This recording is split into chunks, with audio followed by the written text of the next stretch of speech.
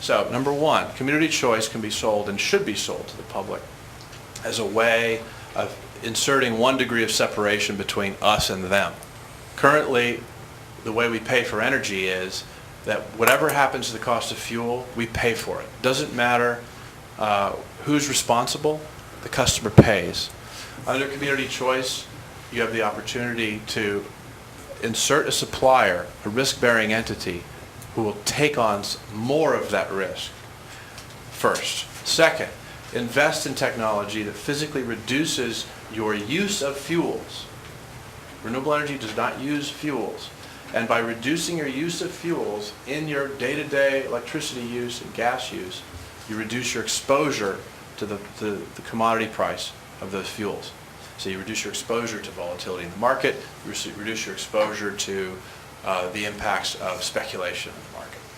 Then there's the sort of coming disaster, which is the carbon tax. And this is a disaster particularly applicable to the state of Ohio. Because of your heavy reliance upon coal, when carbon taxes arrive, and they will arrive, Wall Street is already assuming that they're coming, it's a done deal. It's a political done deal. Carbon taxes will come, and they will hit Ohio very heavily because your carbon footprint is so bad. It's terrible. It's Chinese level terrible, really. And this over-reliance on coal, which is a long political history and many different reasons behind it, and very high stakes for employment in the state and for economic prosperity in the state, means that when carbon taxes come, they're going to cause economic pain. And you have the opportunity now to think ahead, to recognize what's coming, because it's coming just as clearly as the North Pole is melting, and to prevent economic pain in the future. It's an opportunity to do that, and it is a level of concern and a criterion for action that anybody will understand. You can get out of the cheaper power tomorrow box and put forward a more profound reality which has arrived and is irreversible, and put forward an opportunity to do something about it so that you're ready when it hits and you don't get devastated. You don't feel the pain because you thought ahead. I think that's the end here. The next. So Ohio CCA. There's one more slide here. You've had the law since 1999. NOPEC in the north. I just met with the head of NOPEC up in the Cleveland area, and they are someone to look at because they have now 7 years of experience. They've been very successful. They have not focused on renewable energy. We have not gotten into issuing bonds. However, Lee Harrington, who's the current executive director of NOPEC, former state senator who ushered through the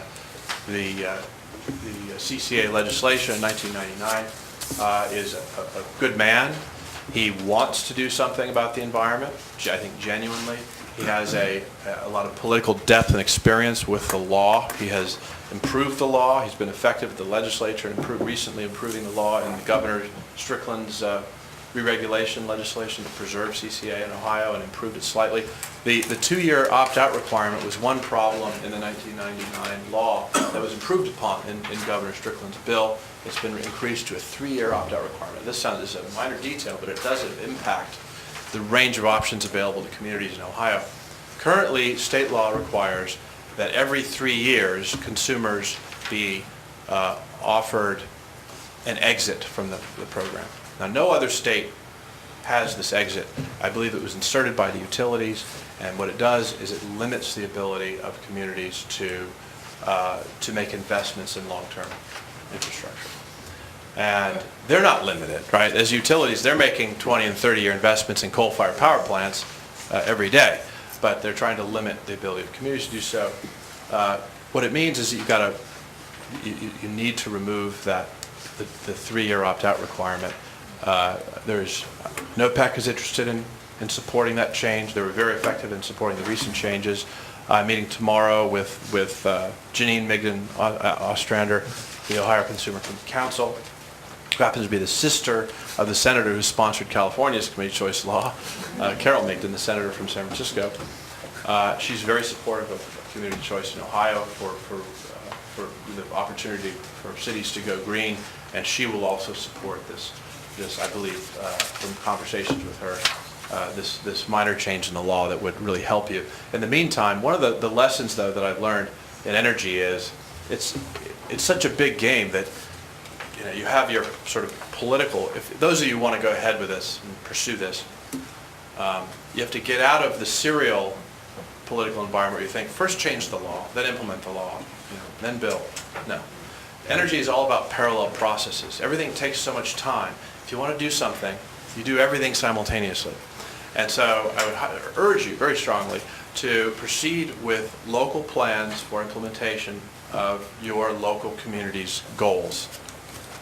Open up those plans regionally to other communities in this county, in this region. Invite other communities to join you. Make the basic decisions about what you want. Deal with the forest now and the trees later. That is, arrive at this is what we did in San Francisco. Arrive at your basic values, what you think you want to achieve, like the 51% renewable portfolio standard. This is something that just grew like wildfire in California because once it got out there that one city wanted to do it, well then other cities wanted to do it. Who doesn't want 51% green power? If you say, okay, we want 51% green power, we're not looking for cheaper power. Basic principle. That's the one major factor constraining supply. If you're looking for power that's the same price, it's very different from asking for something that's 1% cheaper. It sounds like a minor distinction, but it's not. It's a major distinction. Because energy markets are so non-competitive, it's like selling steel washers. Wholesale markets for steel washers. Steel washers cost what they cost. Doesn't matter if they're made by company A or company B. They cost what they cost. Energy is very similar. And focusing the public on the notion of a meet or beat service, that you're looking for a greening of your electricity, your energy service, at the same price you're paying now. Or better, but not requiring better. Just the same or better.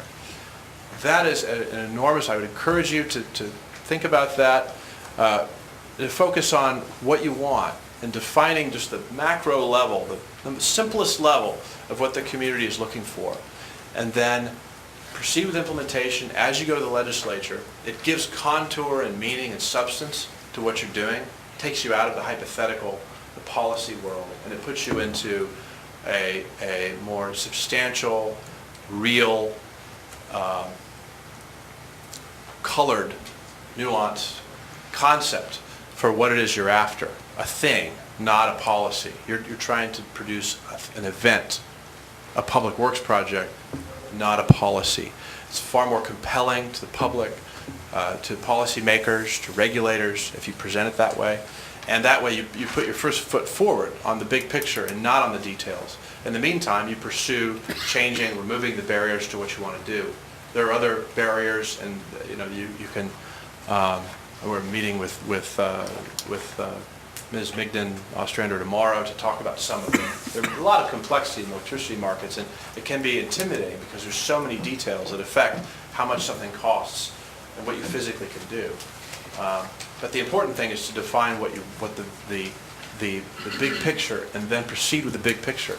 By then, when you encounter the barrier, you have moral authority, because the barrier is preventing something that everyone wants, as opposed to preventing a general policy framework from going forward. And then, in the short term, an emphasis on energy efficiency and demand-side resources, critical. Why? Because the paybacks are so short. You can easily make these investments. They will save you money. They will not cost extra. And so it's kind of you can go forward with the demand-side approach and have confidence that they will succeed more or less irrespective of your political program, of what laws and regulations you can change. And I think that's the end of it there. Is that right, Gary? Would you check the next? Yeah, that's it. Thank you very much.